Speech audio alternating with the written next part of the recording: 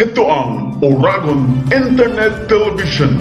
Maaasahan sa balanced news in public affairs, education, music and information gamit ang mga bagong teknolohiya sa pamamahayag. Maaasahan sa katotohanan, kaagapay ng mamamayan sa pagkikipag-ugnayan sa pamahalaan. Oragon Internet Television Broadcasting.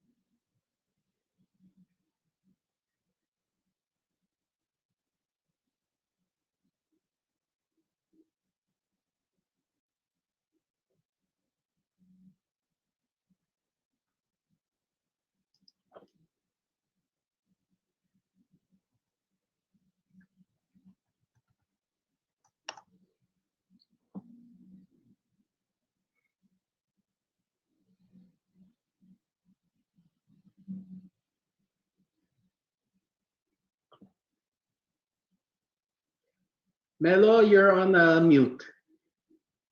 Melo, you're on mute. Good afternoon, ladies and gentlemen. It's the internet all over again. Welcome to our coffee chat. And this afternoon, it's a pleasure to have with us the president of the Pharmaceutical and Healthcare Association of the Philippines, si Dr. Beaver Tamesis. I'd like to ask him several questions about the vaccine and how it would be coming from the private sector. Magandang araw po, Dr. Beaver Tamesis. Afternoon, Melo.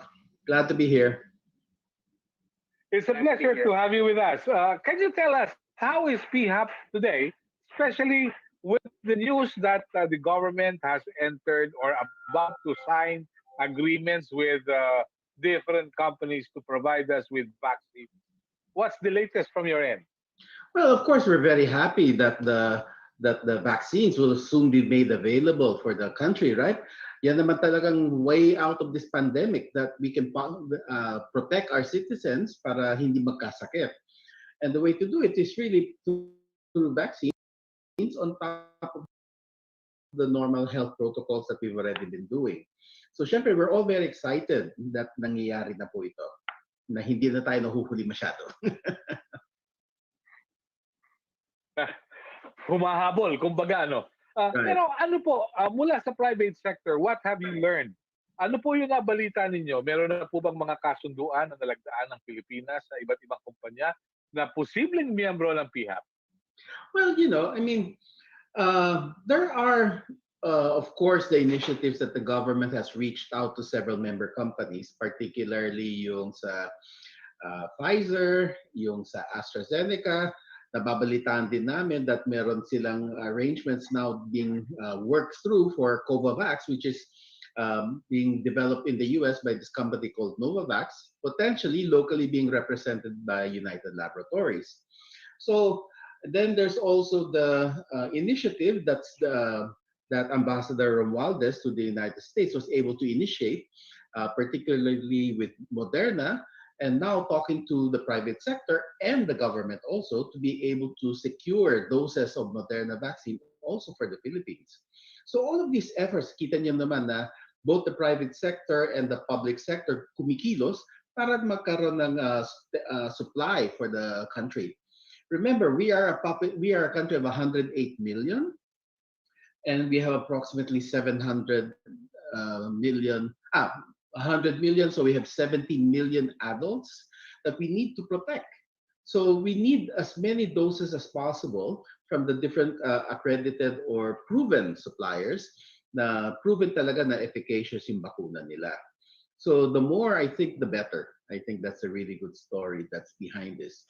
Then syempre, this great news that we just saw the other day from the US, where the FDA, the US FDA, has granted emergency use approval for a single-dose vaccine coming from Johnson & Johnson, locally represented by Janssen. So potentially, that's another potential vaccine that could be given, and only one dose pa. Maganda ng protection level. So these are all of the very exciting developments that are happening right now.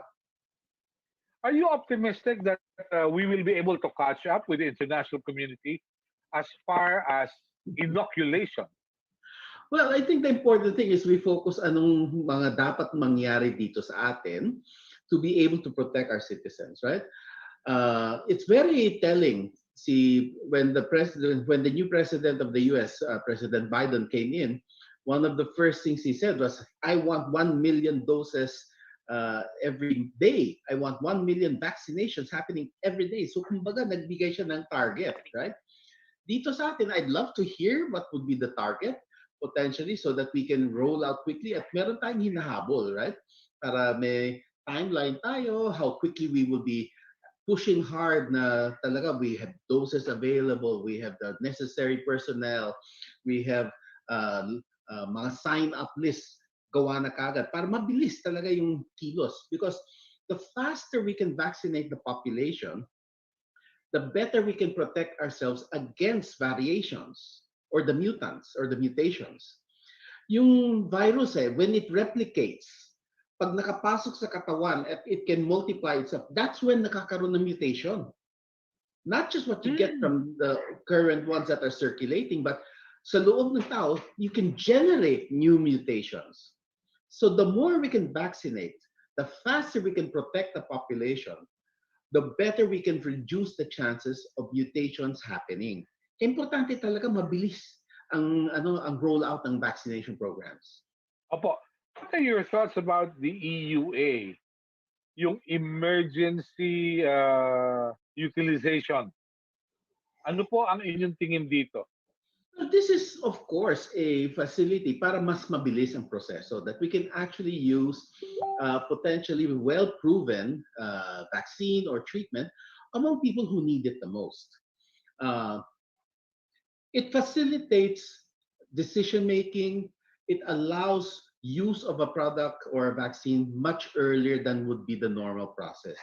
If the normal process takes 10 to 15 years or even up to 20 years, I mean, like, this is remarkable. Now, at the end of what, 14 months, we have a minimum of 3 approved vaccines. Wow, that's a wow. Because in the past, the best that was ever done was Mhm. 5 years. Pinakamaganda ng 5 years. That was for Ebola. And that was obviously another crisis. Buti hindi umabot sa atin. Tumutik na umabot sa atin yung Ebola virus dito sa atin. It almost arrived in the Philippines. Right? Nung panahon pa ni Secretary Mhm. Garin, we had a potential issue with Ebola. So it's important that the world be ready to protect itself as quickly as possible. So yes, emergency use authorization is a very good tool. But at the same time, what that means is tuloy-tuloy pa rin ang monitoring at tuloy-tuloy pa rin ang bantay to make sure that nothing untoward na unexpected events happen with the use of the vaccine. And Ah, okay. to date, ang nakikita natin in the monitoring is that when it comes to severe COVID-19, yung talagang na hospital, kulang na kulang sa oxygen, potentially nalagay sa ventilator, 100% protection so far against that type of a scenario. Eh, yan yung nakakamatay, di ba? When you get COVID, when you get Mhm. the infection, it's not the mild symptoms na nawalan ng amoy, sense of smell, or sense of taste. Hindi yan yung critical. The critical is yung na-admit yung pasyente at potentially there's a chance na he could go into severe complications, potentially mamatay. So far, all of the vaccines are able to protect against that complication at 100%. That's fantastic results. These are fantastic results that we're Aha. seeing to date. Okay. Did I get it right that under the EUA, hindi ka pwedeng bumili sa pharmacy sapagkat it's only the government who will provide the vaccine. Correct. Am I right? Yeah. Yes, that's absolutely right. It is the duty of the government. Duty ito ng gobyerno natin to protect its citizens. So the government must be ready and willing to buy the vaccines and provide it to the whole citizenry for free. That's Okay. really that's the role of gobyerno. Saan pa ba pumunta ang buwis natin? Right? Kung hindi pa tayo tulungan ng protektahan ng gobyerno natin, right? Laki-laki ng Uh-huh.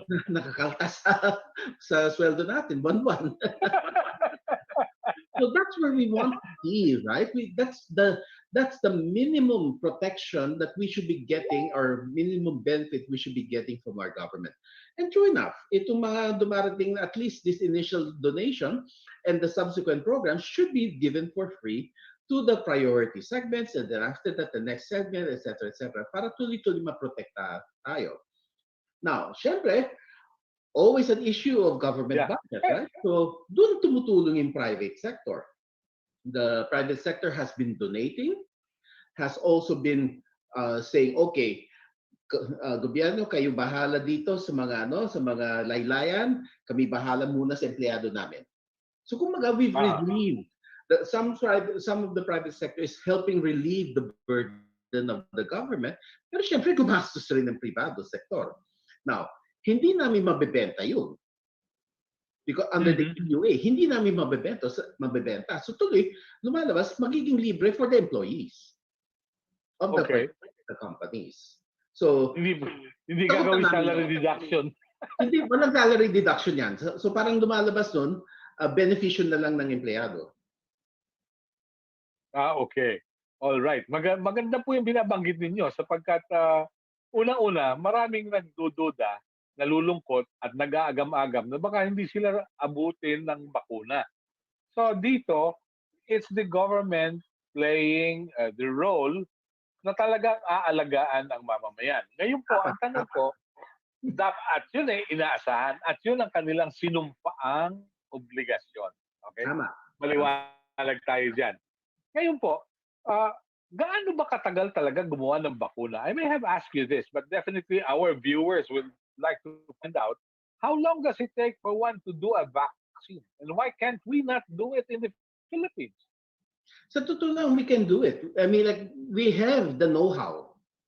Yung talino nandito. Ang problema, walang suporta, we don't have the high-tech laboratories to be able to do it. Kasi syempre, you need to be very, very safe now. Walang potential contamination, etc. In the normal business, all right, yung pangkaraniwan, all of us are competing, right? Lahat kami magkaka-rival. Sasabihin ko, hahabulin ko itong particular sakit na to. So, syempre, aaralin ko yan. This particular virus. Say it's a virus that causes warts. All right? I want to have a vaccine against warts. So, syempre, ako lang nag-aaral nun. Maybe may karibal ako. Maybe one or two companies competing against that towards that particular disease. Very different ang nangyari dito. In COVID-19, when the Chinese published the genome or the structure of the virus early January 2020, lumabas in scientific journals, itong itsura ng virus, itong itsura ng kalaban natin. Aba, hindi lang isa, dalawa, tatlong kumpanya tumingin. It's like over 100 companies looked at that virus structure and decided, yes, I can make a vaccine against this. So instead of one or two competing to make a vaccine, you had over hundreds of people bringing all their talino, their resources to try to figure out how to create the right vaccine to block this particular virus. And so, tuloy-tuloy, ang bilis ng development. Because everybody was trying to develop that vaccine. They were sharing information. And then people started, yung iba, they already had a head start kasi marunong na talaga sila gumawa ng bakuna. So they were already starting phase 1, phase 2 trials very early on. And then, of course, they did not compromise safety because all of the studies, lahat ng pag-aaral lang ginawa, meron data safety monitoring board, meron mga ethics approvals. So every time nagkaroon ng major side effect, tinitigil muna nila yung study. Okay, aralin natin, saan galing yan? Is this related to the vaccine or related to something else? So talagang very careful pa rin ang progress, pero sabay-sabay nangyari. Imbis na in sequence, one after another, naging sabay-sabay ang development. So that's how we actually activated, that's the hidden story about how quickly nagkaroon ng mga bakuna versus this particular pandemic. Okay, may tanong tayo mula kay Ronnie Lorejo, and he's from Legazpi City. Would you recommend to our government to procure Johnson & Johnson vaccine? You said J&J dose doesn't need follow-up shots. Ano po ang inyong tingin, objectively? Dapat. I mean, like, in truth, if there was, the ideal vaccine is a single-dose vaccine. Ideal vaccine should be single dose at a certain level of efficacy of at least 70-80%. Para that way, protect ang bilis ng logistics, right? You can now just quickly go through one community, sweep through them, vaccinate everybody, then go on to the next and not have to come back for a second time or a second round 3 or 4 weeks later. Yan ang ideal. In the ideal world, dapat single dose. So yes, if the government can get access to the Johnson & Johnson vaccine, by all means, we should do it. Okay. But what about vaccines that will need super cold refrigerators or freezers? Well, at the start, yan lang kasi available, right? That was at the very start, yan lang ang data that was available and the only vaccines available. But I think as we are moving forward, gaining more experience on how these vaccines work and how the manufacturers now tweak or fix their vaccine, the stability, they're starting to see that they don't really need the super freeze anymore. So I think the data constantly evolves as more information comes through and as they test with real world conditions how well the vaccine does in our environment. Mukhang tumatagal na. You need less and less of the super freezer type of facility. And hopefully we all get just to the refrigerator type na pwede na. And I think many of the vaccine manufacturers are really moving towards vaccine na pwede pang refrigerator lang. Mm-hmm. But definitely, it costs a lot of money to produce a vaccine, right? Tama. Can easily be about $1 billion to $2 billion. Billion. Dollars. And you're not even sure kung magtatagumpay ka sa research, right? Absolutely. So what companies were doing, they were placing huge bets. Nagpupusta sila. At the same time that when they were developing their vaccine, makita lang nila na phase 2 mukhang positive na to, or phase 1 pa phase 2 gumaganda, there's a strong likelihood of an immune response, nag-invest na sa manufacturing. Because Uh-huh. the big expense is really manufacturing. It takes months, if not years, to set up a factory to properly produce a vaccine. So people were not waiting for final approval na aprobado na itong bakuna. They were doing it at a risk, calculated risk na effective tong vaccine natin, but they were already investing in manufacturing. They were already making partnership agreements with other manufacturers so that you can expand instead of one factory lang, you can have 3 or 4 factories making the vaccine. Okay. I am as interested as everyone else because for a country like Chile to have enough vaccines to inoculate people kung magtutuloy-tuloy yung schedule nila, buong populasyon by June 30 tapos sila. Sapagkat Nakakaingit, ano? nakakaingit yung kanilang sikreto daw was political will because the president was a businessman before at marunong makipag-negotiate sa mga drug companies. Kahit wala pa raw approval ng FDA nila o ng international community, nakipagkasundo na. Meron ng agreements. Kaya nung ma-approve, meron kaagad. I don't know. Well, Can it also be possible in that country like the Philippines? obviously, there were several pathways at the time moving forward, right? There was the pathway of direct negotiation with the leading companies at the time, and you could actually have conditionalities for that agreement to be take effect. Siyempre, first agreement, dapat pasado sa phase 3. May phase 3 trials na talagang efficacious. Pangalawang conditionality, maybe you should obtain emergency use authorization from either the WHO or the US FDA or whoever, right? So you could have put in these types of conditionalities before mag-money down ka. Had there been these conditions, so that would have been part and parcel of your negotiation process.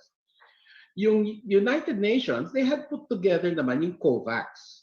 COVAX facility was like pooled procurement, saying, look, we can provide up to 20% of your population needs. So potentially sa Pilipinas, 20% of 70 million, 3.5 million doses. 14. 40 14 million. 40 million doses, right? So I can provide through COVAX, yan yung magiging at this certain target price. But for the vaccine to be there, approved in the COVAX, syempre meron din siyang phase 3, meron din siyang emergency use approval. They have all sorts of conditionalities before mag-money down. So, I don't know what happened. Obviously, wala naman tayo sa kapangyarihan. We were just watching from the sidelines kung ano nangyayari. But yeah, I mean, like if Chile was able to do that, that's fantastic. Yeah. I was talking with Dr. Ted Elbosa, a former USEC at DOH and now EVP of UP System. And he said it's our procurement law that prevented us from having a money down approach to drug companies. Because kung hindi pa approved ng mga agencies like FDA, hindi ka pwedeng bumili nung hindi mo pa nakikita. Parang siguro pwede comparable sa Bitcoin, yung cryptocurrency. Parang ganun. I'm not a lawyer, so I'm not an expert in the procurement law. But I think there have been esteemed justices, retired justices, who actually gave very different opinions. So, who am I to argue? Right? I think we should obviously we should look to the legal luminaries to figure that out. Yeah. Oo. Pero katulad po niyan, kung meron kang bakuna na sinasabi na effective sa age range na 19 to 59, paano na yung mga katulad namin na labas Kasama na ko doon dyan. sa 59. Classmates na pala tayo. We belong to the discount club. Okay. So what will happen to us? We'll have to wait. We'll have to We'll have wait. to wait. We'll have to wait for the arrival of a vaccine with EUA that fits our profile. Uh-huh. Because Okay. obviously, our Philippine FDA has access or had access to a ton of data that we did not get to see. They saw from the trials of the company, mukhang hindi sila nag-include ng mga pasyente o tao 60 years old up. When you design clinical studies or trials like this, you really set the criteria kung ano yung klaseng pasyente ang gusto nyo ma-enroll. And that's something that the US FDA gave very strong guidance to Pfizer and Moderna when they were developing the vaccines in the US. Very clear sinabi ng US FDA, and this is published, this is well documented in the literature. The US FDA told Pfizer and told Moderna, hey, kulang ka sa ganitong klaseng pasyente. Kulang kayo sa itim. Or kulang kayo sa pedya, sa younger age group. Or kulang kayo sa matanda. So you have to add more patients. They were told to add these types of patients. So did the sponsoring company Sinovac have that kind of guidance? Did they not change or modify their inclusion criteria to expand the number of the types of patients who would be included? Now, that's between, I guess, their regulatory agency in China, the China FDA, and them. But nung bumagsak ang datos dito sa atin, yan ang nakita ng FDA natin. It looks like that's what they saw. Walang pasyente above 59 years old na sinama sa datos na Pagsusuri. Oo. So tuloy, Okay. how can I recommend? Wala kayong ebidensya. Wala kayong pinapakita sa akin. Ano gusto mong sabihin ko? Bahala na si Batman na, sige, pwede na yun. Parang mahirap, di ba? You don't want that from our regulatory agency. You want our regulatory agency to make a decision based on the factual evidence in front of them. Mm-hmm. Okay. Yung bang indemnification, how has it hindered the delivery of vaccines to the Philippines? Would you have anything to say about it? Sa totoo lang, the indemnification was being talked about as early as October last year. Nandun na yan sa COVAX. Even the COVAX facility of the United Nations had it in there. Nandun na yan sa mga criteria, conditionalities that needed to that the states, the government had to provide. They stated that right out there. So whoever was looking at COVAX, parang na-miss ang checklist ata. Wala yata sa checklist niya. Parang ano. So yung pala yun. Okay. Dahil sa amin nagsasabi kasi na kaya na-delay dahil yung indemnification law hindi pa naipapasa. Pero as to why it got delayed, we cannot tell, right? It was there from the get-go. I mean, the United Nations has been very transparent about the requirements for COVAX facility. And now put yourself in the shoes of the manufacturer. Ako, gumagawa ko ng bakuna that would potentially help humanity. Okay. Tapos, kakasuhan niyo ako because somebody had that side effect? Parang, really? Ako pa mananagot niya? Diba? Okay. Think about it. I mean, like, who in his right mind would want to now put themselves at risk? Okay. Okay. Unless there's something wrong with one's setup ng pag-iisip, no? Right. Or unless may high confidence that no way na ako madidemanda for whatever reason, right? But okay. Unfortunately, the Philippines has had our recent past has not been exactly very conducive or not been very welcoming. Favorable? Yeah. Favorable would be a good term. Yeah, the environment has just been something that gives us pause and makes us really be extra careful in the steps that we move forward in, right? Yeah. Syempre, we need to protect ourselves also. Okay. Ah, paano kaya ito, Dr. Beaver, yung mga areas na sabihin natin may kalayuan sa Metro Manila, Mga may laylayan. or which may not have facilities for super cold temperatures to keep the vaccines. Tapos, isang tinanong ko kanina sa Malacanang press briefing ay kung may bakuna tayo, may sapat ba tayong hiringgilya at karayom? Dahilan sa that's another issue. Mhm. What are your thoughts about this, Dr. Beaver? Well, clearly, which is why the government has to procure different types of vaccines from different manufacturers, potentially to find the right vaccine na pwede pang refrigerator, na pwede ma-transport through our different islands, through the mountains, etc. And so, in truth, yung National Immunization Program natin, may capability tayo to reach ito mga laylayan. Itong mga sinasabi ng GIDA, na napakalayo, isolated, economically depressed areas, kaya natin with the regular vaccines. So that means refrigerated. So if the Philippines can buy refrigerated vaccines and not just the requiring super freezer cold conditions na nire-require, of course, pwede yan makarating doon sana sa mga lugar na yan. We have the capabilities to do that. Kaya natin yan, right? At kaya yan ng gobyerno natin. Yung karayom at yung hiringgilya kaya? They should be buying that now, right? The government should be procuring that. And I certainly hope hindi mangyayari uli yung nangyayari sa mga swab natin na walang swab.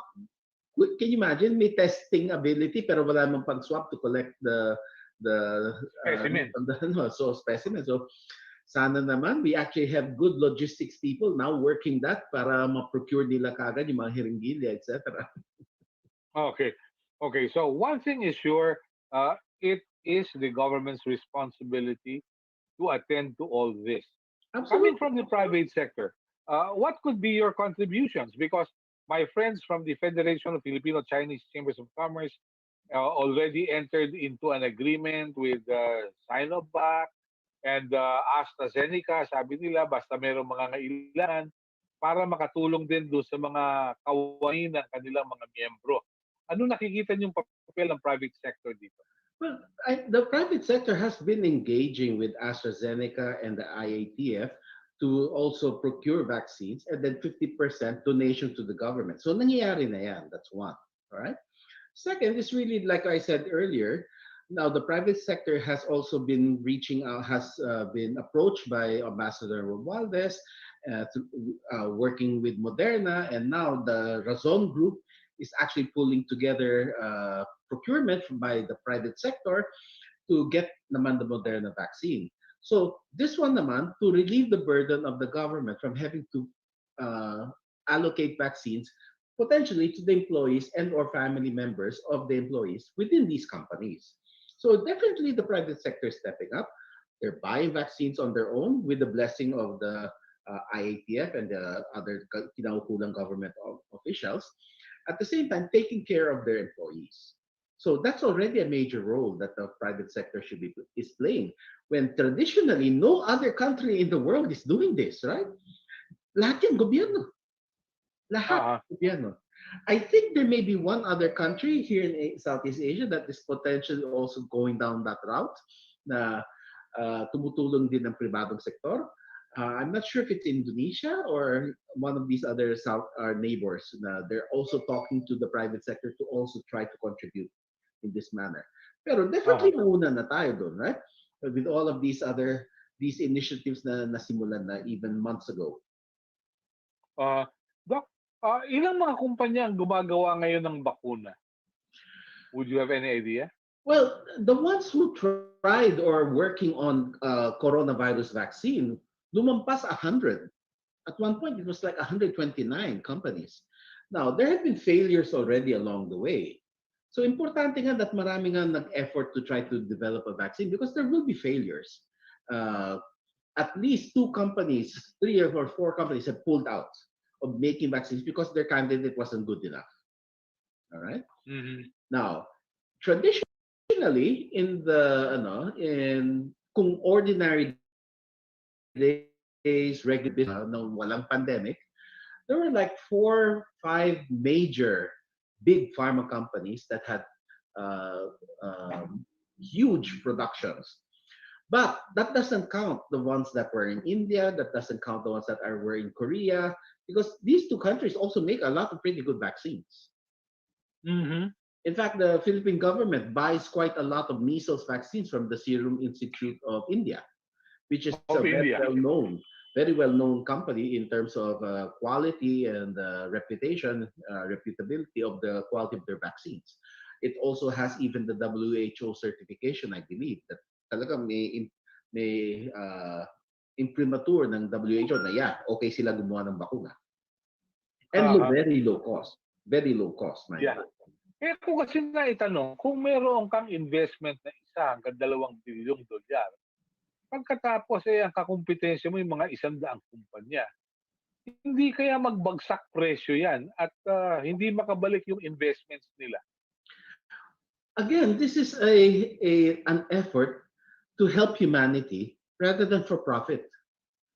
I think that's Hmm. the mindset of So all that's the these difference. companies. Oh, at this point in time, if we cannot control this pandemic, walang negosyo, period. There will be no business if we cannot control this pandemic. So we first must protect ourselves, and by protecting ourselves, we must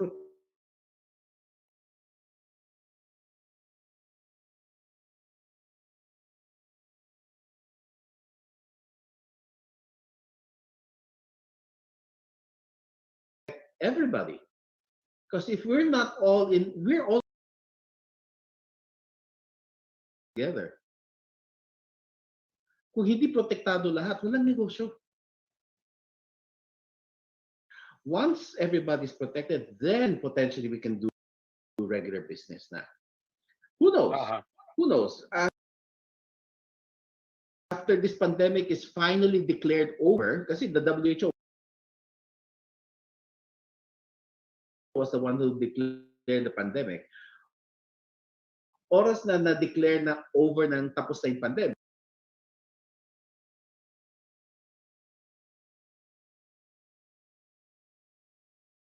aba, syempre, at this a government can choose, who knows, we might end up in a scenario where it could be an annual thing. We don't know. We don't know anything about yet the long-term immunity because this is just a 1-year-old virus, right? Yeah. In the few, as time goes on, baka malaman natin that, hey, you actually need a repeat shot every 3 years. Malay na, sabihin natin, I'm just picking out a number, right? And this, Yeah. no factual basis. Sabihin natin Yeah. that maybe we have to get revaccinated every 3 years. So tuloy, the governments may now want to procure every 3 years. So now they will choose now from all of these other Mhm. potential candidates. So at that point, it becomes regular business na. It's no longer a Okay. pandemic situation where talagang kailangan mass talaga. We push hard to vaccinate as many people as possible as quickly as possible. Maybe Okay. later on, it becomes You like a flu vaccine. of course. Pero let me ask you, you're also in touch with your colleagues sa iba't ibang bansa. How are they doing? Would you have any idea how they're doing, how they respond to crises like this? Well, I mean, like a lot of our colleagues, a lot of my colleagues are also in our similar situation where every so often na lockdown or there may marami mga work from home situations pa rin. You get control of the virus, then suddenly may resurgence. So talagang it's a cycle of ups and downs. Eh. I mean, like what 1 week okay na okay lahat, then the next week suddenly magkaroon ng 1 or 2 cases, lockdown na naman lahat. So it's very it jars the system. Parang talaga, parang nothing's normal. It's very hard to Yeah. plan. It's very hard to Uh-huh. plan for the future. Okay. Pero we can only wish we will be in a much better situation in the near future. But definitely the vaccine is not the be all and end all, right? It's not the Hindi be all, ito. and all, yes. But it certainly helps, right? I mean, like if you look at data coming out of Israel, Israel has managed to vaccinate at least 40% of their population. And already they're seeing a dramatic drop in hospitalizations, a dramatic drop in mortality. So, wow, it would be fantastic if they get to 80, 90% of the population being totally vaccinated, fully vaccinated. We might see a Uh-huh. country, I mean, like we should watch what's happening in Israel. They might suddenly open up suddenly na pwede na lahat or wala na mask or anything like that, back to normal. They could be a Uh-huh. model for what the future is. Really. What about logistics? What about funding? What about governance? Well, syempre, during the at this current date and age, right? Obviously, our government needs to find the money to find all the money they need to buy enough vaccines. At this point in time, the prices of the vaccines they're probably the cheapest they're gonna be. They're probably going to be the cheapest ever. I mean, like AstraZeneca, no, not for profit pricing from what they've been announcing in the press, right? $4 or $5 just to cover the expenses that they have. I'm pretty sure that's very similar to what are the other manufacturers are charging at this point in time. Uh, you have to take a look at what they've been actually releasing in the press. In terms of logistics, yeah, I mean, like we do have companies that can actually roll out this or deliver the vaccine from point to point.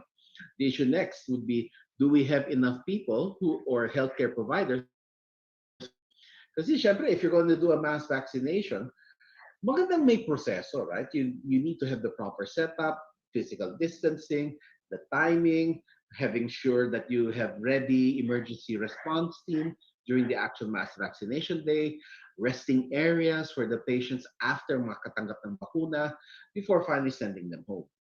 So Mm. there is an expense in terms of the proper setup, the number of nurses and doctors that you will be needing to be able to actually administer, and then of course having the necessary emergency facilities just in case. Okay. Just in case. I'd like to acknowledge si Del Rey Ariazo, si Jessica Marceliana is watching. Si Melly C. Lim is also watching us. And the rest of our friends on Facebook Live. I'd like to thank them for being with us. Doc, any message sa ating mga manonood, sa ating mga tagapakinig, sa mga makakapanood ng ating panayam ngayong araw na ito sa ating coffee chat? Well, maraming salamat sa ano no sa invitation to speak today. And yes, it's very exciting times, especially now that the vaccines are finally starting to arrive sa ating bansa. Now, vaccines work. I think nakikita na natin throughout the rest of the world na patunayan na talaga that the vaccines are actually reducing death by reducing hospitalization from severe illness.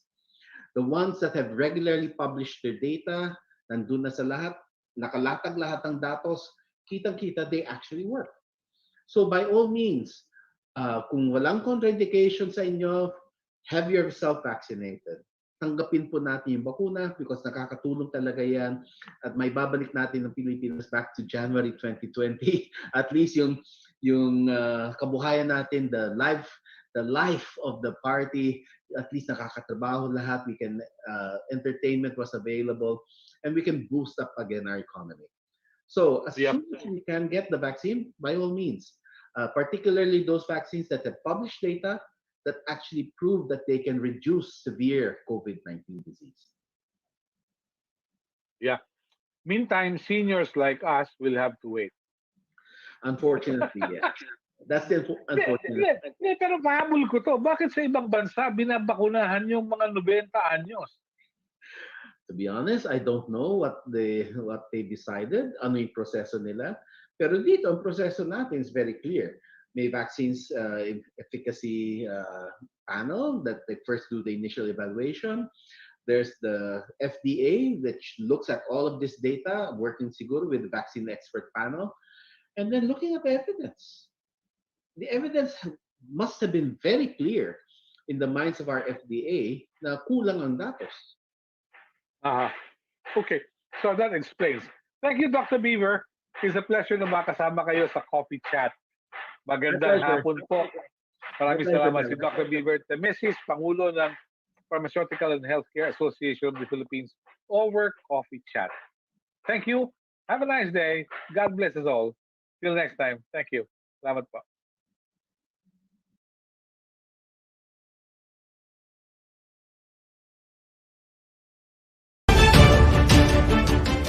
Heto ang Oragon Internet Television. Maaasahan sa Balance News in Public Affairs, Education, Music and Information gamit ang mga bagong teknolohiya sa pamamahayag. Maaasahan sa katotohanan, kaagapay ng mamamayan sa pagkikipag-ugnayan sa pamahalaan. Oragon Internet Television Broadcasting.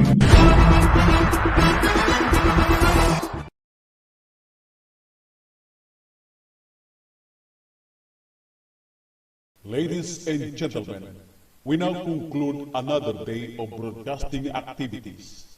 You have been watching to this virtual broadcast station, Oragon Internet Television Broadcasting, a commercial non-stop virtual broadcast station through Facebook and YouTube.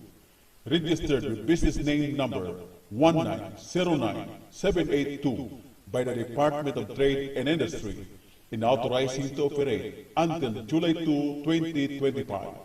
Oragon Internet Television Broadcasting is now signing off. Mga kababayan, ang pambansang awit ng Pilipinas. Kayang magiliw, pero sa silanganan, alam ng puso, sa titik mo'y buhay. Lupang bihirang, tuyang ka ng magiting, sa mandulupin, di ka pasisigil, sa nagatang tutok sa simoy at sa langit mo babaw, ay hinagang tula, kawin sa pagkayang minamahal. Ang isang ng matawag mo'y tagumpay na naghihingi, ang bituin at araw niya kailan pang ay liwagin.